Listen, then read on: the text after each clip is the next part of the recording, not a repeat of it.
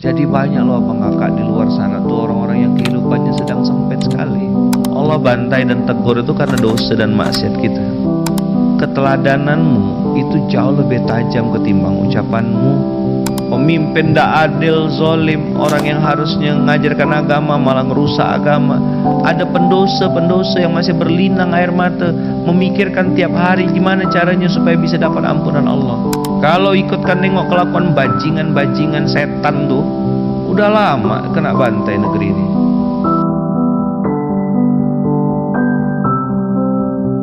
Tapi pagi ini Ayaman pengen cerita tentang tawasau bil haqq, tawasau bis sabr. Tawasau bil haqq ini menyampaikan kebenaran atau saling menasihati dalam kebenaran.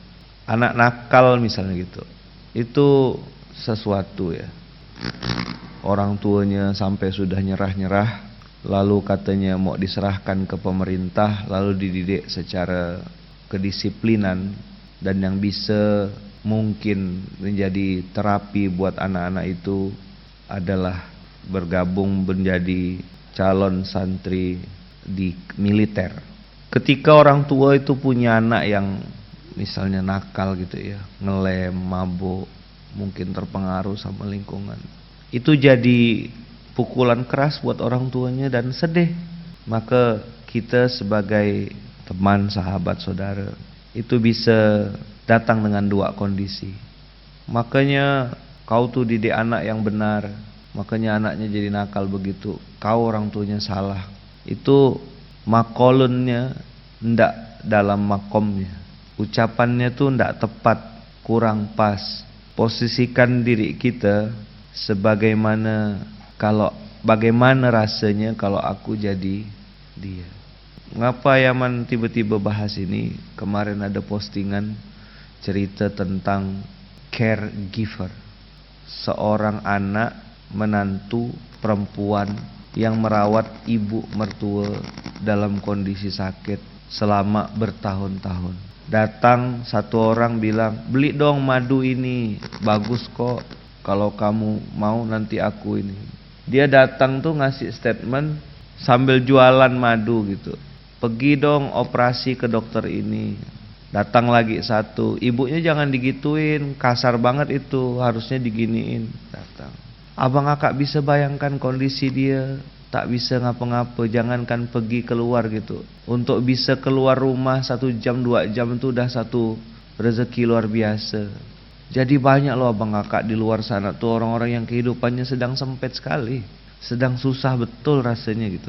Di balik kakak-kakak yang single fighter itu, orang melabeli dengan kata-kata janda gitu. Itu saya berapa kali ketemu, qadarullah ada teman SMP saya juga tuh yang kayak gitu, suaminya meninggal dunia. Tanya, gimana sekarang? Aku fokus besarkan anak-anak. Masya Allah.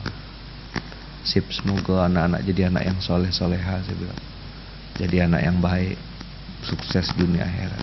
Nah, yang saya mau angkat adalah di cerita caregiver tadi, tiba-tiba ada satu orang tidak bawa nasihat abang kakak, ndak jual madu, ndak ngerekomendasikan berobat, ndak ngomong apa-apa, bahkan cuma datang bawa ayam opor, masakan yang enak, dan itu salah satu kesukaan si caregiver tadi. Lalu bilang, kau makanlah dulu, mungkin kau sudah lama ndak makan enak. Menangis itu caregiver tadi, menangis karena ternyata di balik orang-orang yang datang menjas, ada orang yang ngasih sedikit perhatian, sedikit doa. Abang kakak hidup di dunia kita ini tidak lama, amat sangat sebentar sekali. Kalau sama orang lain kita belajar untuk ruhama ubainahum. Kapan nembakkan muhasabah, introspeksi, jangan banyak berharap. Itu ketika nembakkannya ke diri sendiri. Kan terbalik ya, kalau kita terlalu kepo urusan orang, rumah tangga orang, keluarga orang. Kan orang itu bisa saja nyerang kita balik, macam rumah tangga kau udah bagus ya, cuma karena mulut dia masih lebih terdidik, mulut dia masih lebih bagus, dia tidak ngomong gitu, dia diam aja. Dia bisa serang kau balik. kau tak tahu diri. Maka Islam mengajarkan kita tawasau bil haqq wa tawasau bis sabr. Kalau kita tidak pernah ada di zona menerima kebenaran dan melatih kesabaran. Sabar dan benar ini kan dua hal yang kadang-kadang orang terbalik. Ke orang lain pakai benar, ke diri sendiri pakai kompromistis, sabar. Kepada yang harusnya ngomong sabar dia ngomong benar, kepada yang harusnya ngomong benar dia ngomong sabar. Tahu nih kita, kawan kita nih, misalnya orang yang kita temuin atau kita lah sendiri, kita tahu Allah bantai dan tegur itu karena dosa dan maksiat kita.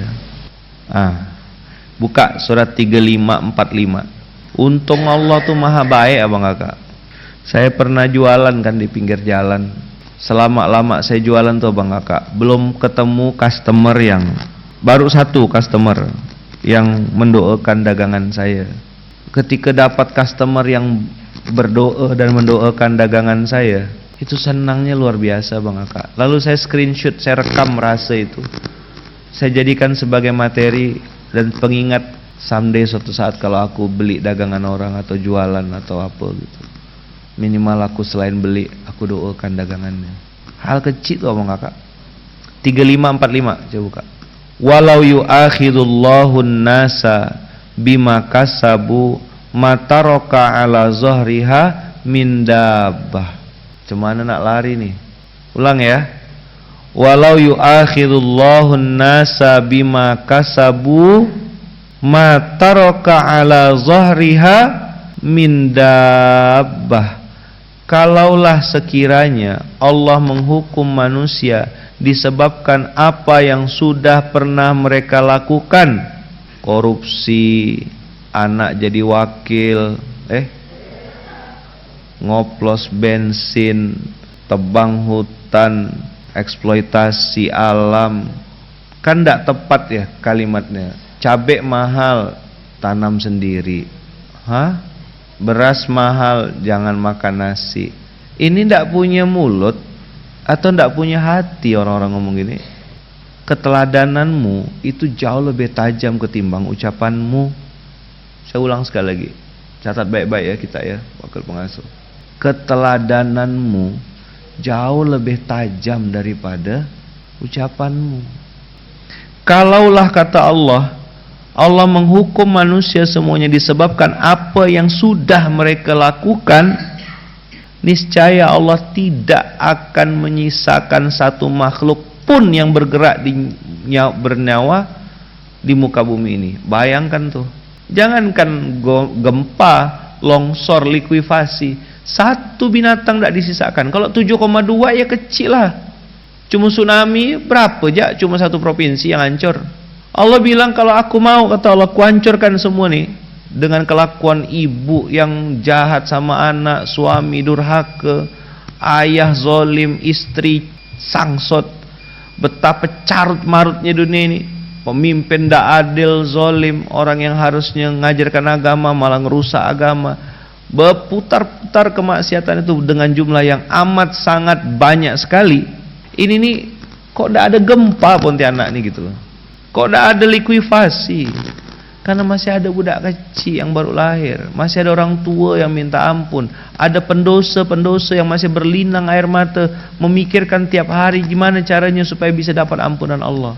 Ada istri yang tiap malam menangis muhasabah, ya Allah perbaiki keluarga hamba, perbaiki istri hamba, perbaiki suami hamba. Ada suami-suami yang masih bergetar tangannya karena pengen cari duit halal, tidak mau bawa duit haram. Masih ada orang-orang yang bangun malam 1:30, 1:30, jam 1 malam, jam 4 subuh masih sholat tengah malam.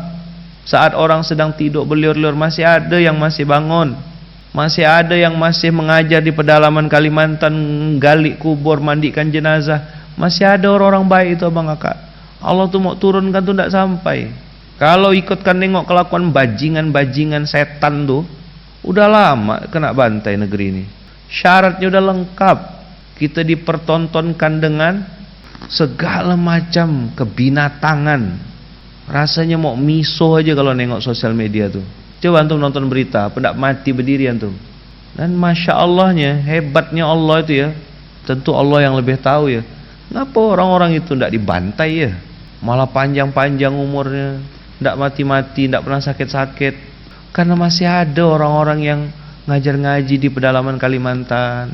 Masih ada tukang gali kubur yang tidak pernah peduli dapat berapa, dikasih berapa. Pokoknya aku yang penting galikan kubur.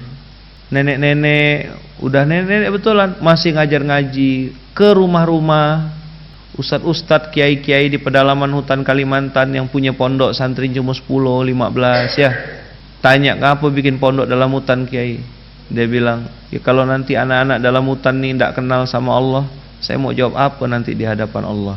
Nah, yang gitu-gitulah yang bikin Allah tuh tak jadi nurunkan azabnya. Ma taraka ala zahriha min dabbah. Ma taraka manafyu di sini.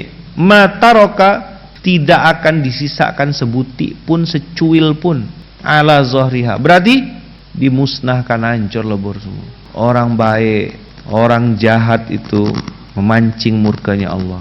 Walakin yuakhiruhum ila ajalim musamma fa idza jaa ajaluhum fa innallaha kana bi'ibadihi basira. Saya ngomong sama anak-anak saya bilang, nak, ayah nih manusia biasa, nak. Anak-anak ayah bertumbuh umurnya, saya bilang, bisa bohongkan ayah? Bisa. Bisa bilang A di depan ayah, di belakang ayah ngomong B? Bisa. Tahu ndak, nak? Ada Allah yang maha melihat, yang anak ayah ndak bisa lari dari itu. Sebagaimana kebaikanmu kembali padamu, jangan lupa kejahatanmu juga kembali padamu lagi.